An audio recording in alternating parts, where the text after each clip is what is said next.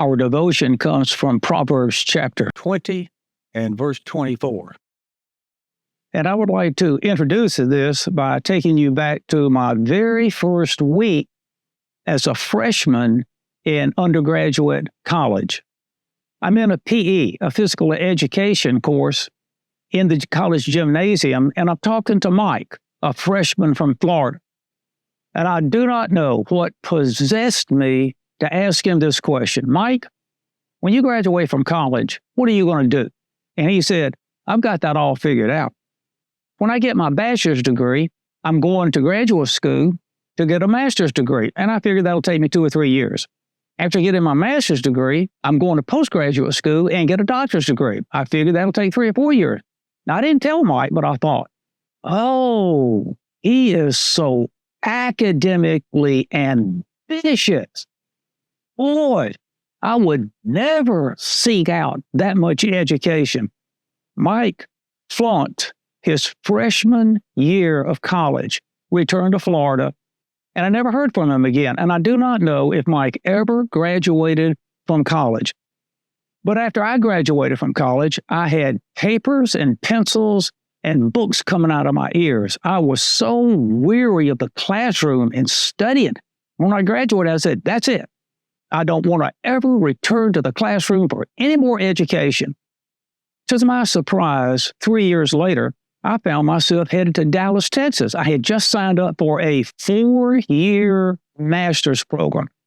After those 4 years, and I got my master's degree, I said, that's it. And this time I mean it. I will never again return to the classroom and seek any more education. No more schooling.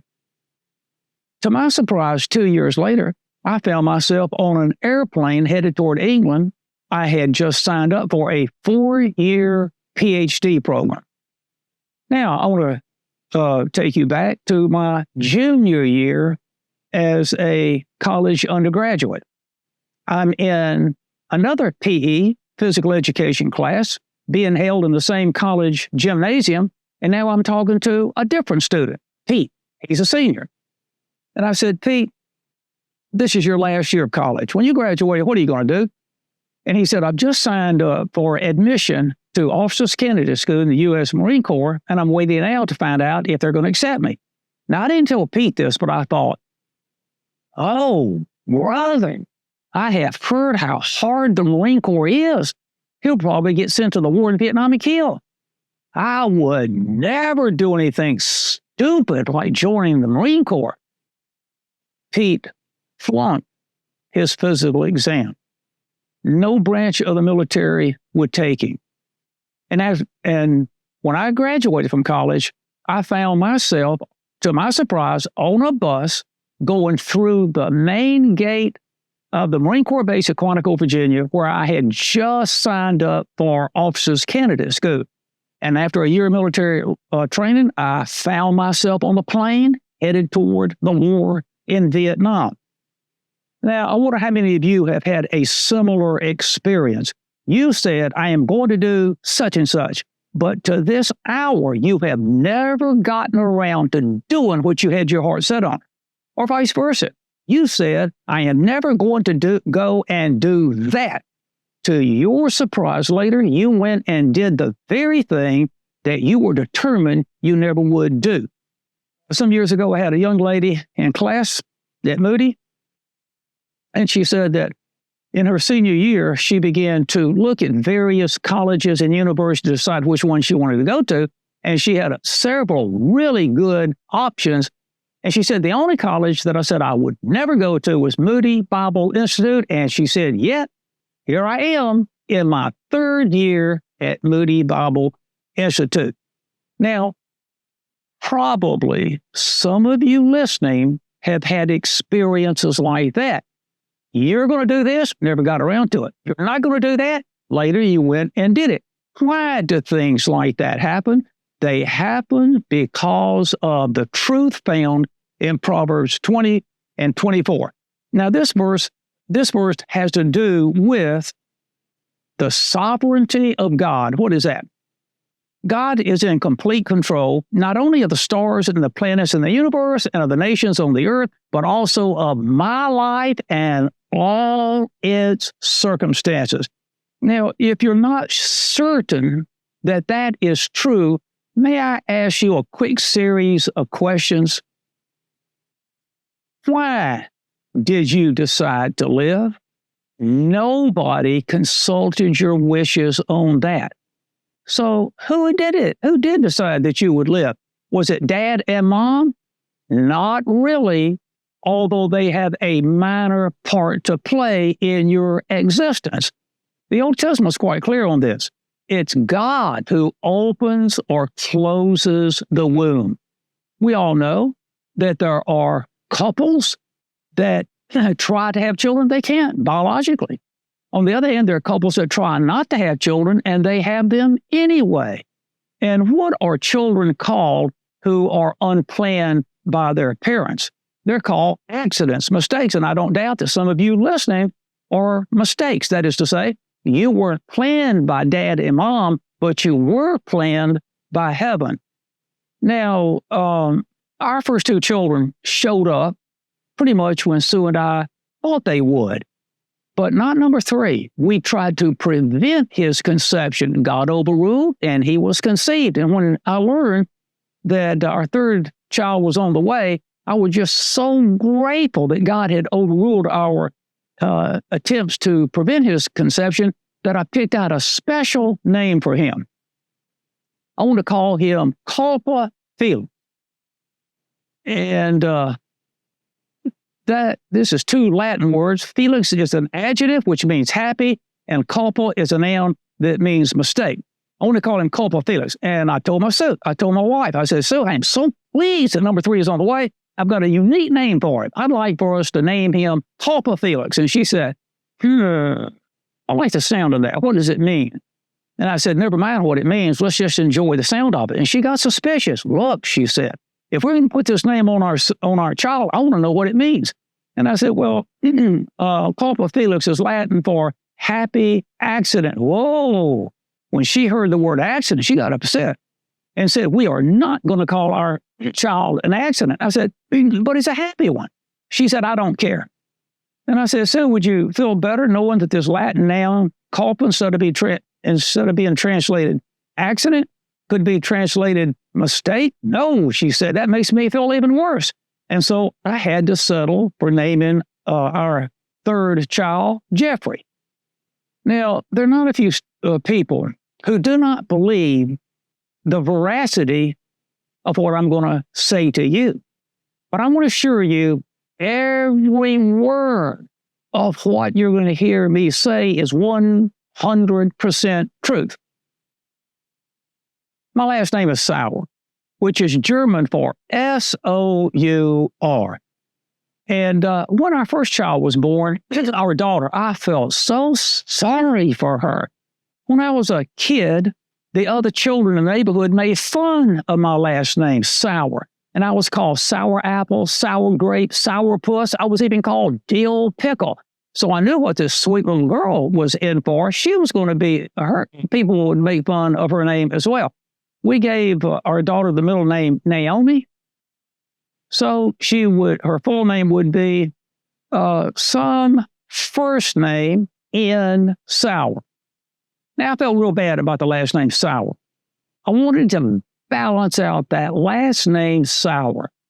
What one word from the English vocabulary would you draw on to balance out the word sour?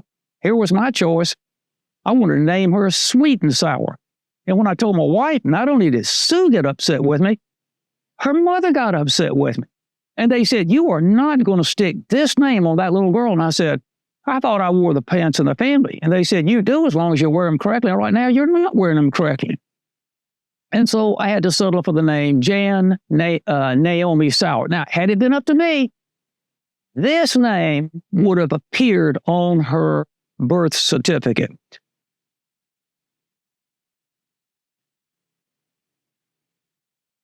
Now, let me ask you some more questions. Number two, who chose your time in history to live?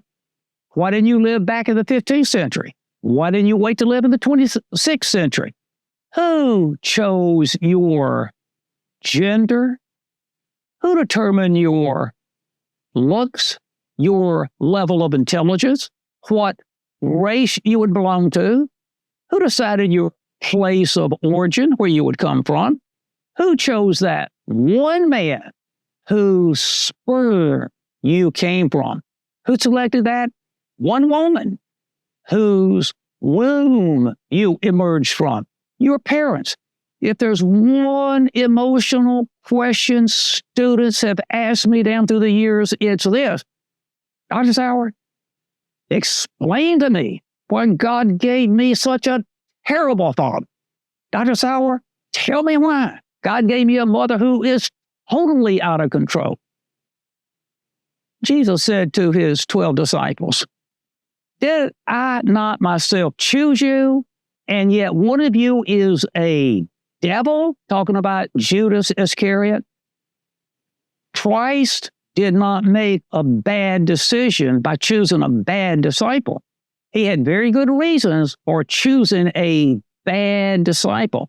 And if God has given you a bad parent or two bad parents, he made no mistake.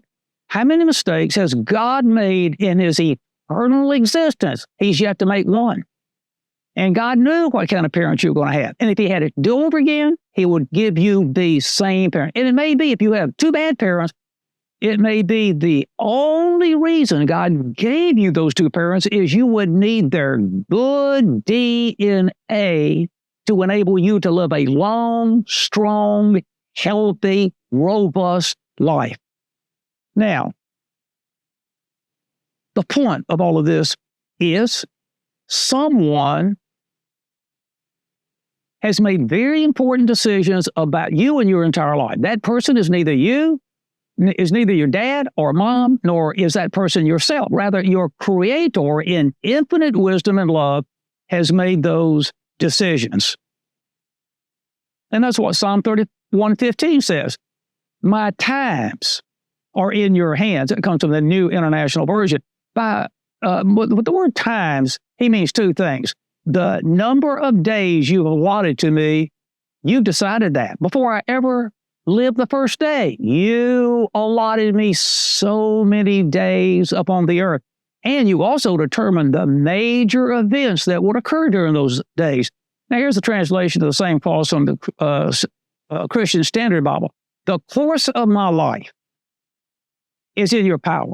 Course, same thing. The days you're allotted to me and the major events that are going to take place are in your hand. All right, so let's go now to our verse, Proverbs 20 and verse 24. And let's remember now that Hebrew reads from right to left.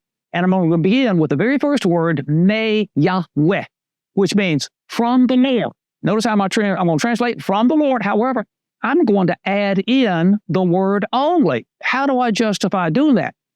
This prepositional phrase, the first letter right here means from. It's a preposition. Here it is, from. And Yahweh means the Lord. Well, these words, May Yahweh, ought to be right here at the end of this clause, but for emphasis, they are made the first word. That's a figure of speech I've touched on before called hyperbaton. This is removing a word from its normal place in a sentence and put it into an abnormal place to attract the reader's attention in order to emphasize some point. And what point is he emphasizing here? That your life, your steps, your life's course come from the Lord.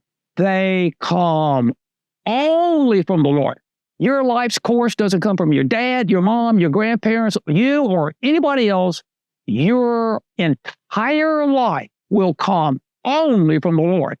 Now let's move to the next word, nishadeh. Only from the Lord come the steps of a mighty man. Now we have another figure of speech here in steps. He's not talking about literal steps. This is a figure of speech called hypocatastasis. What is that?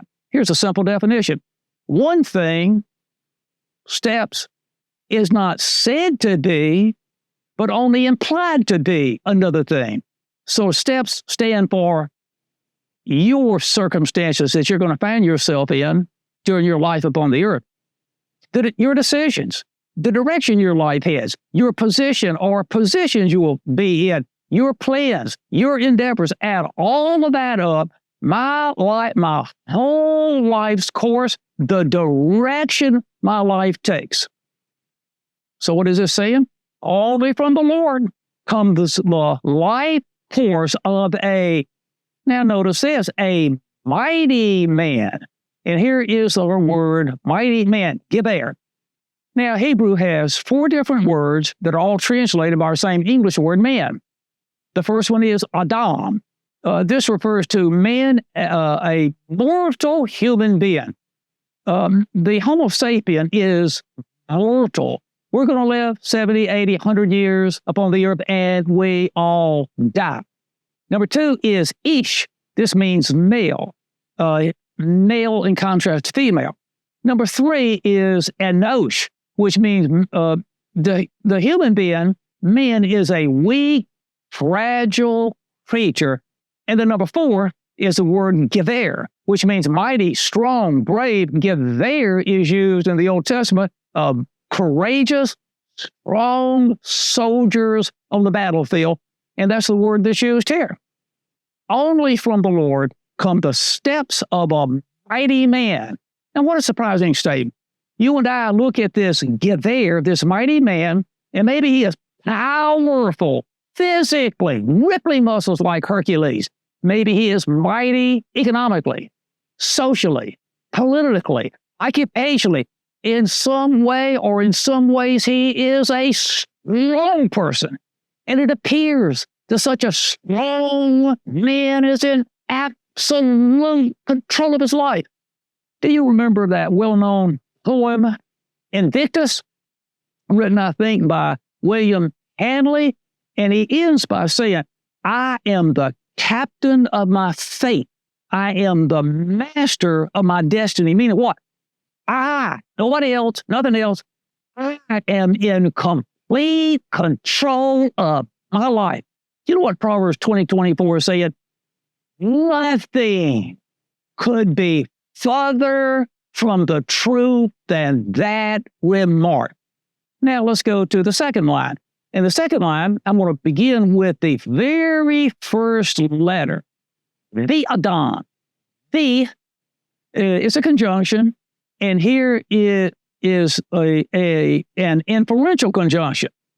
Looking back to the fact in 24a, first clause, that a person's life's course is determined by God, therefore draws a conclusion that is stated in a rhetorical question. All right? So, mortal man. Now, notice here the writer is going to drop Gever, the life course of a mighty man. Now, after what the first clause says, that mighty man is not as strong as we thought he was, the writer's going to drop Gever, he's going to drop mighty man, and he's going to pick up that second, another word used of man, and that is Adam. He is a mortal creature. He's got enough strength to live 70, 80, 100 years. Then he's just going to fizzle out and pass away. Mortal man, therefore. Now our text literally says this. How can he understand his way, his life's activities, the direction in which his life is headed? So 24b is a rhetorical question, literally. Therefore, how can mortal man understand his direction, his undertakings, actions, decisions, course of life? Well, this is a figure of speech called eroticus of negation. The raising of a question, not to get an answer, but to strongly state a fact in a negative manner. The question is, how can a person understand his life's course? Answer, he can't do it. So notice now, notice how I'm going to translate this last clause. Mortal man, therefore, cannot understand the direction his life sometimes takes. Meaning what? Because we are not in control of our life. I decided to do this, never got around to it. I decided I'm not going to do that. I went and did what I swore up and down I would never do. because you and I are not in control of our life. He is. There will sometimes be twists and turns we did not see coming up, ups and downs. Things happen to us we didn't plan. We didn't want them to. We have no idea why these things intruded into our life and things happen. Bad things happen. Why? Is there any good that can possibly come out of that? Mortal man, therefore, cannot understand the direction his life sometimes takes. But for you and I who know this truth of God's sovereignty and we fear God, we may not be able to always understand what God is doing with our life, but we can trust Him. Okay, so some practical applications I think that we can draw from this. I don't have sufficient wisdom to properly plan my future. I must soberly recognize this, so I prudently don't attempt to plan it by myself. Trust in the Lord with all your heart, and not just in your own understanding. In all your endeavors, and all your plans, and all your undertakings, seek Him, and He will make clear your path. Secondly, I don't have sufficient authority to even implement my planned future. I don't need to possess that authority. God has the necessary strength for me. Thirdly, long ago, God gave you, lots of careful thought. Using His absolute wisdom and coming from His perfect love for me, in advance, He planned my entire life and yours as well. God knew us before eternity, in eternity past, before He ever created the world. And God didn't think this way. Okay, I know that John Doe is going to come into existence. Now, I don't know what he's going to do. I don't have any plans. I don't really have any use for him, but I'm going to create him, give him 70 years to live, and maybe he can think of something worthwhile to do with his life. That's not the case at all. Using His absolute wisdom, coming from His perfect love for me, God, in advance, God's planned my entire life. Heaven is now in process of unfolding, opening up, and implementing my life. He's planned my life, your life, and now He's opening it up and beginning to skillfully implement our life and that plan. 5, my responsibility then is to trust Him, be submissive to His leading, and to responsibly be active in seeking His plan for my life and cooperating with it. Although God is sovereign over my life, He has also given me free will. I have considerable responsibility in making decisions and acting throughout life. Divine sovereignty allows me to make bad decisions and even to sin, but I will be held responsible for these and there will be consequences. To minimize the sins and wrong decisions, I want to seek to know and cooperate with God's plan for my life. So does this saying? It is comforting, number 7, to know that my life is not in the head of some intoxicated driver I might happen to meet on the highway, and he crashes into me and kills me, or I'm maimed for life, nor am I at the mercy of terrorists, nor am I the victim of a disease that seemingly arbitrarily strikes me. Rather, my life is in the hand of a sovereign, wise, and loving God who seeks only the best for me. So, Lord, I pray that you'd make this truth more and more evident to us, that our life is being led by a wise, loving, sovereign, powerful Heavenly Father who seeks the best for us. And I pray that we may trust you and the decisions that you have made and the guidance and the direction you send us in.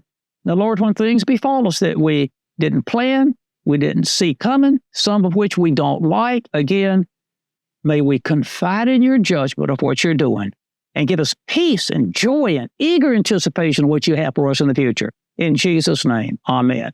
May the Lord bless you.